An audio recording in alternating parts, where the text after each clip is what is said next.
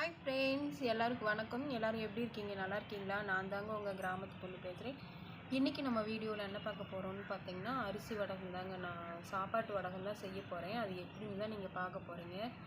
ஏன்னு பார்த்தீங்கன்னா, நான் நேற்று நைட்டு சாப்பாடு ஆக்கியிருந்தேங்க. அது பார்த்தீங்கன்னா பாருங்கள், நொந்து போயிடுச்சு. பாருங்கள், நொந்து போயிடுச்சு. எனக்கு மனசே சரியில்லைங்க.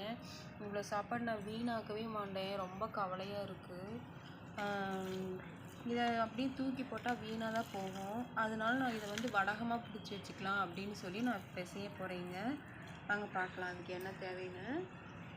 பாருங்கள், இதுக்கு எதுவுமே பெருசாக சேர்க்க வேணாங்க. இந்த சாப்பாட்டோட கொஞ்சம் உப்பு சீரகமும் மட்டும் நான் சேர்த்துக்கிறேன். பாருங்கள், இந்த அளவு போட்டால் போதும்.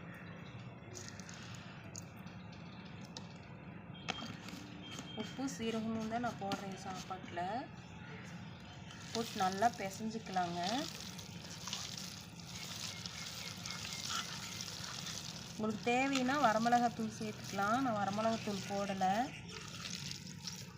பாருங்கள், எவ்வளோ சாப்பாடு பாருங்கள். 2 பேர் சாப்பிட்லாம். அவ்வளோ சாப்பாடு வீணாக போயிடுச்சு. எனக்கு மனசே ஆறலைங்க. எப்படி நொந்து போச்சுன்னே தெரியல. எங்கள் ஊரில் நேற்று வெயில் ரொம்ப அதிகமாக அடிச்சுது. அதனால வெயில் தாங்காமல் நொந்து போயிடுச்சா என்னன்னு தெரியல.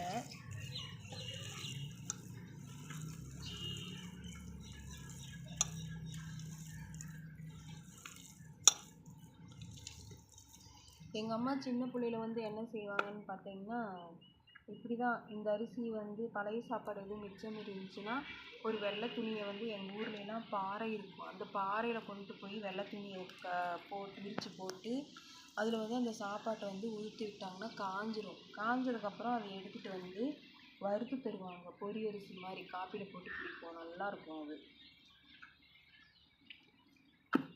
நல்லா கூழ் மாதிரி பிசைஞ்சாச்சுங்க. இப்போ இதை நான் வடகை மாதிரி பிடிச்சிக்கிறேன்.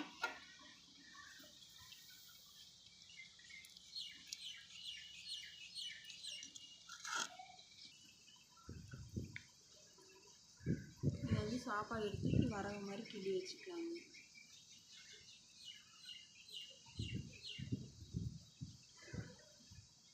சாப்பாடு மட்டும் வேஸ்ட் ஆக்கலாம் எனக்கு பிடிக்கவே பிடிக்காது. ஆனால் இன்றைக்கி என்னன்னு தெரியல, இவ்வளோ சாப்பாடு வீணாக போயிடுச்சு.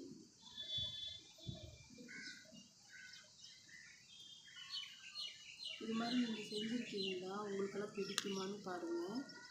எனக்கு ரொம்பவே பிடிக்கும் இது. சாப்பாடு அவ்வளோவா வீணாக்கணும்.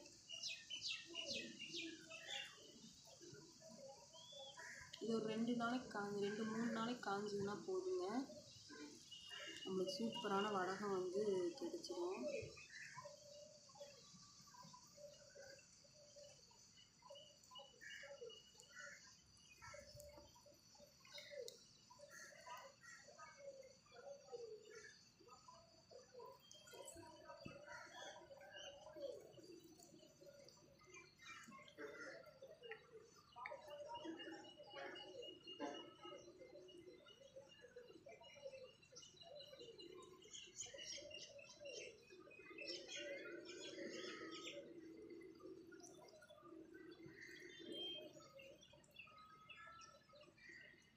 என்னடா பெருசு பெருசாக வைக்கிறேன்னு நினைக்காதீங்க. இது காஞ்சுன்னா கொஞ்சம் சுருங்கும்.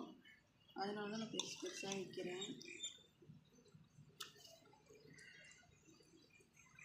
ஆனால் இது கடித்து சாப்பிட்றதுக்கு கொஞ்சம் கெட்டியாக இருக்கும்.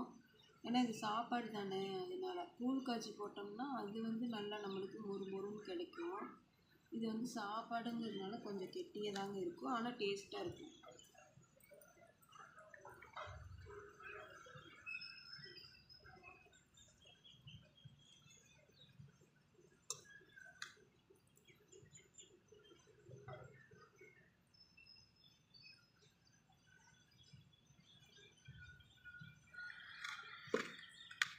பசிங்க, சரியான பசி. சாப்பிட்லாமேன்னு போய் பார்த்தேன், இப்படி கெட்டு போயிடுச்சு.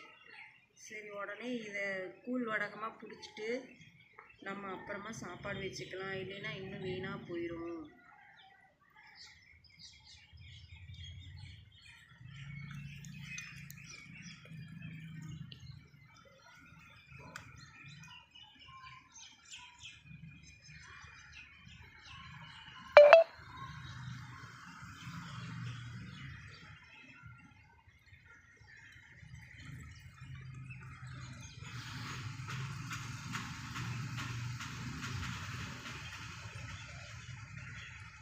தட்டு வந்து கொஞ்சம் சின்னதாக இருக்கிறதுனால நான் வந்து நெருக்கமாக வைக்கிறேங்க.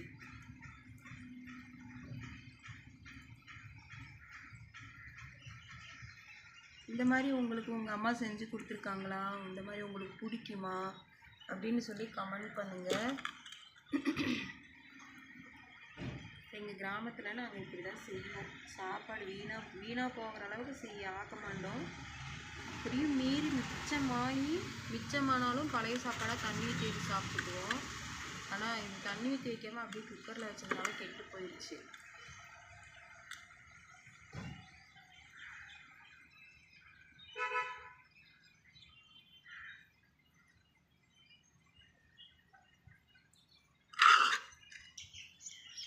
பாருங்கள், நம்மளோட வடகம் வந்து சூப்பராகவே ரெடி ஆயிடுச்சு. பாருங்கள், இப்படியே ஒரு 3 நாளைக்கு காய வச்சேன்னா எனக்கு சூப்பரான சாம்பாருக்கு, ரசத்துக்கு, வெறும் உப்பு பருப்பு வைப்போம்ல அந்த மாதிரி குழம்புகளுக்கு எல்லாத்துக்குமே இது வந்து மேட்சிங்காக ரொம்பவே டேஸ்ட்டாக இருக்கும். காஞ்சி போச்சுன்னா சும்மா வெறுமனாவே வாயில் போட்டு மென்று சாப்பிட்டாவே வேறு லெவல் டேஸ்ட்டாக இருக்கும். நீங்கள் கண்டிப்பாக ட்ரை பண்ணி பாருங்கள். சாப்பாடை மட்டும் எக்காரணத்தை கொண்டு வீணடிச்சிடாதீங்க. பாருங்கள். ஓகேங்க ஃப்ரெண்ட்ஸ், பாய்.